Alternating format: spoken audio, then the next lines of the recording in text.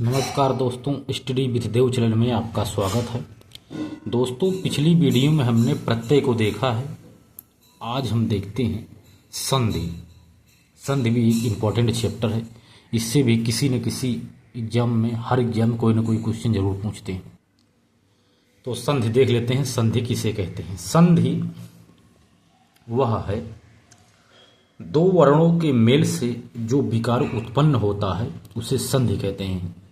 यानी दो वर्णों के मेल से जो शब्द बनता है वही संधि है। संधि को संहिता भी कहा जाता है। यानी दो वर्णों के मेल से कोई जो विकार उत्पन्न होता है, जो बनता है शब्द, उसे संधि कहते हैं। संधि को संहिता भी कहा जाता है।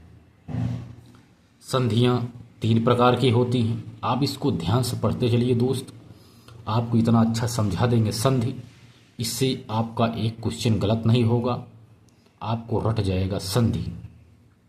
तो संधि तीन प्रकार की होती है: स्वर संधि, व्यंजन संधि, विसर्ग संधि। तीन प्रकार की संधि हैं। तो पहले हम स्वर संधि पे चर्चा करते हैं। स्वर संधि किसे कहते हैं? इसमें स्वर का मिलन होता है, मेल होता है, विकार उत्पन्न होता है। स्वर संधि के 6 उपभाग हैं, यानी 6 भेद हैं। स्वर संधि 6 प्रकार की है। तो पहला देख लेते हैं संधि किसे कहते हैं। स्वर संधि में पहला है दीर्घ संधि। तो दीर्घ संधि की परिभाषा है जब लघु या दीर्घ आ ई उ री के उपरांत समान स्वर आए तो दीर्घ संधि है। यानी आ के बाद आ आए, ई के बाद ई आए, ऊ के बाद ऊ आए, री के बाद री आए।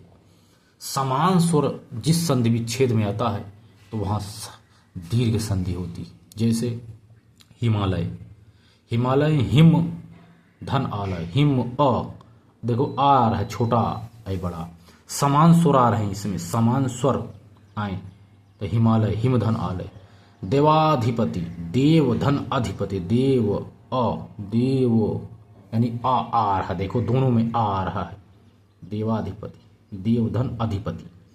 धर्मार्थ, धर्म, देखो छोटा आ रहा है इसमें, छोटा इसमें धर्म धन अर्थ, धर्मार्थ। स्वर्णावसर, स्वर्णावसर, स्वर्ण धन अवसर, स्वर्णावसर। ये देखो दीर्घ संधि, इसमें समान वर्ण आता है। जिससे परमार्थ, परम धन अर्थ। कल्पांत, कल्प, कल्प धन अंत, कल्पांत। दोनों आ बराबर आ रहा है, दीर्घ संधि है। धनार्थी, धन धन आर्थी, धनार्थी। रामावतार, राम धन अवतार। गुणालय, गुण धन आलय, गुणालय। इसमें समान स्वर आ रहा है, इसीलिए यह दीर्घ संधि है। इसके बाद देखते हैं यण संधि। यण संधि की परिभाषा है जब दीर्घ या लघु ई उ री के उपरांत कोई असमान स्वर आए, यानी आ जाए, ई उ री के बाद आ आए, कोई असमान स्वर ही आता है तो ई उ री के स्थान पर क्रमशः ई आ मिला के या हो जाता है, ऊ आ मिला के वाह हो जाता है, री और आ मिला के रा हो जाता है। उसके स्थान पर या वा रा हो जाता है। यह यण संधि, यानी ई ऊ री के बाद आ आए तो यण संधि, ई ऊ री के बाद आ आए तो यण संधि है। चाहे दीर्घ हो चाहे लघु हो, ई ऊ री के उपरांत कोई असमान स्वर यानी आ जाए तो वह यण संधि है।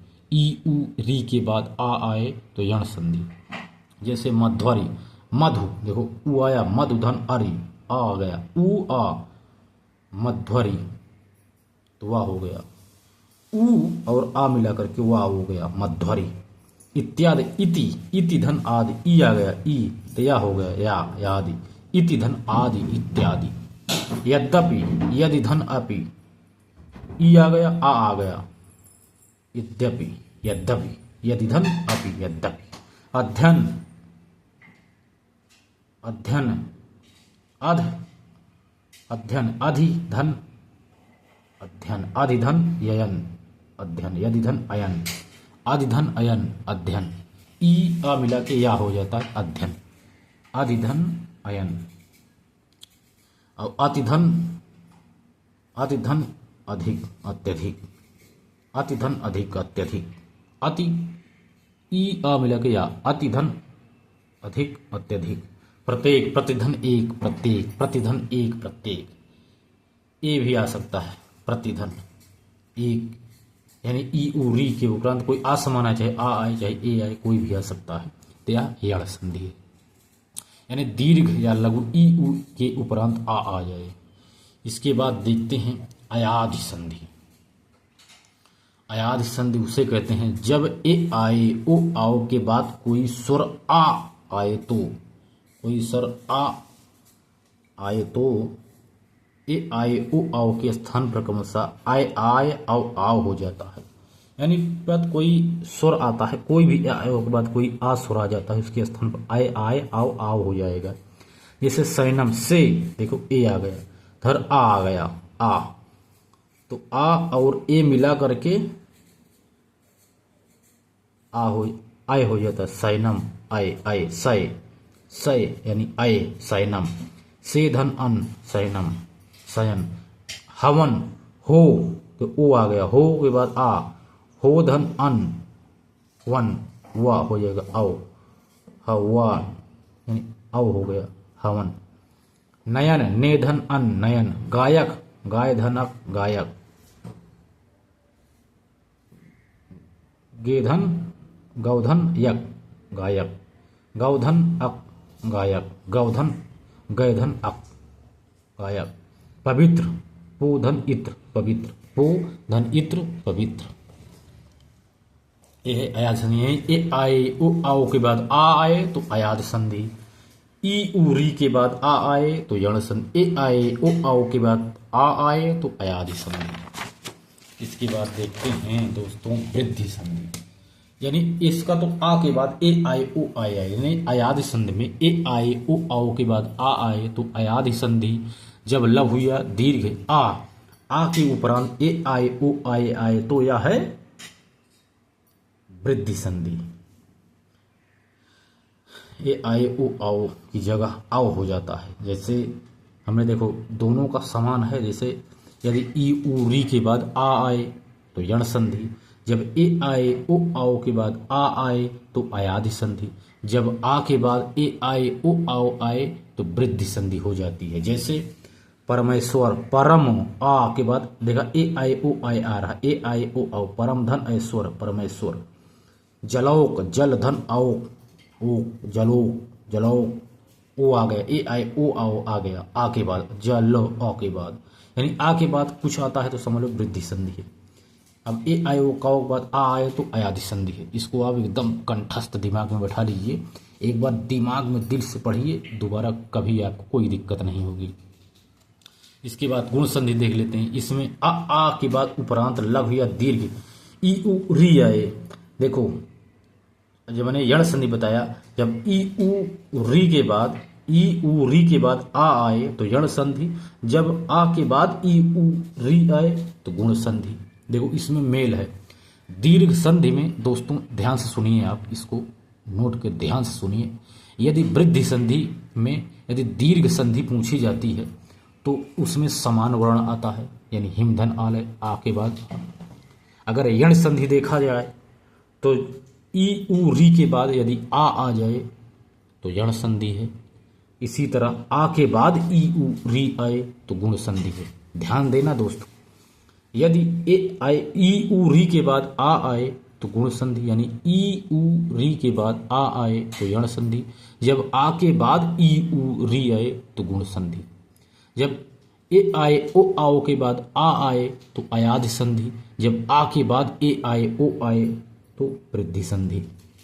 तो गुण संधि के उदाहरण देखते हैं। जो आ के बाद ए आए ओ आए आए तो ए ओ अर हो जाता है। जैसे मृगेंद्र, मृग आ के बाद ई आ रहा है, देखो ई उरी, मृगेंद्र ए हो गया। परम आ के बाद ई आ गया, परमेश्वर ए हो गया। मृगेंद्र, मृगधन इंद्र, परम धनेश्वर। इसको दिमाग में ऐसे बैठा लीजिए, कभी गलत नहीं होगा, गारंटी है मेरी। ये कभी संधि गलत होगी ही नहीं आपकी। तो 5 कंप्लीट हो गई। अब देखिए पूर्व रूप संधि, इसमें आ के स्थान पर आ हो जाता है, ए या ओ के बाद आता है। आ के स्थान पर पूर्व रूप अर्थात ए वाला आ हो जाता है। जैसे लोको अयम, लोको धन अयम आ गया, इस ये भी आ है। हरे आओ, हरे धन आओ, तो पूर्व रूप संधि इसको आप इस आ से पहचान लेंगे। तो जिसमें ए वाला आ दिया रहता, ए वाला, तो ये यस नहीं है, आ है छोटा। हरे आओ, देखो हरे अत्र, हरे आओ, हरे अत्र, हरे धन अत्र, ये पूर्व रूप संधि है। तो रिवीजन करिए दोस्त। जब समान वर्ण आए तो दीर्घ संधि, जब ई उ री के बाद आ आए तो यण संधि, जब आ के बाद ई उ री आए तो गुण संधि। देखो ध्यान से दोस्तों, यदि ई उ री के बाद आ आए तो यण संधि, जब आ के बाद ई उ री आए तो गुण संधि, जब ए आए ओ आओ के बाद आ आए तो अयादि संधि, जब आ के बाद ए आए ओ आए तो ये है वृद्धि संधि। कंप्लीट हो गया दोस्त। अब पूर्व रूप में ये वाला आ के इसको देख लीजिए तो आपको अच्छा लगा होगा। तो इसी प्रकार से आप याद कर लीजिए। अब देखते हैं व्यंजन संधि। व्यंजन संधि भी देखते हैं, जैसे संस्कृत में अष्टुत्व संधि, अश्चुनात संधि, अच्युत संधि, ऐसे काफ़ी संधियां हैं। तो हिंदी में इसका प्रयोग डायरेक्ट कर दिया गया है, जिससे आपको बताते हैं। जिस दो वर्णों में संधि होती है उनमें पहला वर्ण यदि व्यंजन हो और दूसरा वर्ण यदि व्यंजन अथवा स्वर हो तो विकार होता है, जो उसे ही व्यंजन कहा जाए। यानी जो संधि होता है जिन वर्णों का, पहला वर्ण व्यंजन होना चाहिए, उसके बाद दूसरा चाहे स्वर हो चाहे व्यंजन हो, उससे ही जो विकार उत्पन्न होता वही है व्यंजन संधि। जैसे सचयन, चावर्ग टावर्ग, टावर्ग तावर्ग, तावर्ग टावर्ग, ऐसे ऐसे इसमें आपको देखना पड़ेगा। सचयन सत, देखो चावर्ग तावर्ग हो गया, ये सब सूत्र में अष्टुत्व संधि, अष्टुनाथ संधि, सचयन। इसके बाद देखते हैं कि और कुछ है। सचयन, रामस्यते आदि संधियां हैं। तो आपको ज़्यादा इसमें दिक्कत नहीं होगी। इसमें चा टा